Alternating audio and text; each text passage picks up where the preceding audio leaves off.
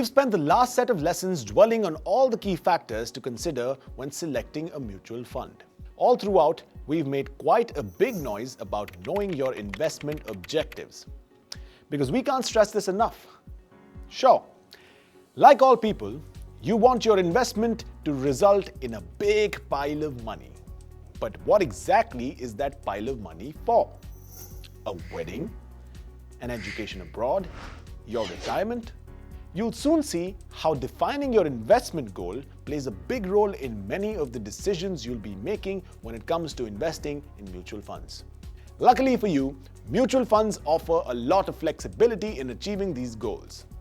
The sort of flexibility that other types of investments don't offer. So with that in mind, let's focus our attention on the various facilities that mutual funds have to offer and see how our investment needs will help determine the facilities that we choose. Up here, we see the various facilities we'll be breaking down in the upcoming lessons. Let's start with the growth option.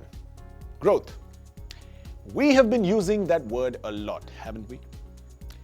What exactly do we mean when we say growth? In general terms, when we think of growth, we think of an increase in something, like an increase in your height if you're lucky, or in your weight if you aren't. In finance though, growth refers to an increase in the value of an investment over a period of time. And how exactly does that work, you wonder? Well, that's exactly what I'm here to explain. Let's say you decide to invest your money in an equity mutual fund. When you do so, you get units in proportion to your investment in the form of shares. The value of each unit is what we call net asset value or NAV. What happens next is that the money you put in is then invested by the fund manager with the expectation that your investment earns you profits. And these profits can be passed back to you, the investor, in two ways, either through growth or through dividends. We'll be taking a more detailed look at dividends in our very next lesson. For now, we'll focus our attention on the growth option. When you opt for the growth option, you'll earn profits through capital appreciation. Here you don't get a regular cash payout. Instead, the value of your units increases. And that is what we mean by growth. Besides turning down a regular cash payment, the number of units you started with remains the same throughout the growth option. But as I mentioned earlier, the value of these units keeps increasing over time.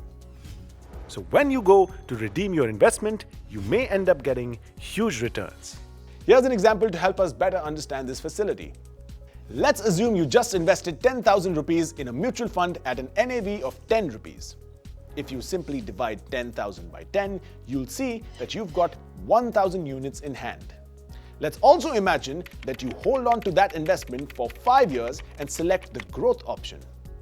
What happens now is that while you don't get any dividend payouts, the NAV of your investment rises. At the end of 5 years, you're looking at a net asset value or NAV of 22.8 rupees, earning you a profit of 12,800 rupees. You must have guessed by now that the growth option is a good choice for investors with a long-term investment horizon. What simply means that these investors are not looking for a regular income. Instead, they're aiming at long-term wealth creation. And with that, we've covered the growth option, one of the most lucrative facilities offered to mutual fund investors. And the reason why it's a lucrative facility is that it harnesses the power of compounding.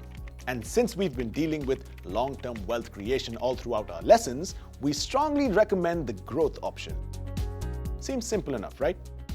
Let's head right on to our next lesson to find out more about the dividend-based options we mentioned earlier. Let's go.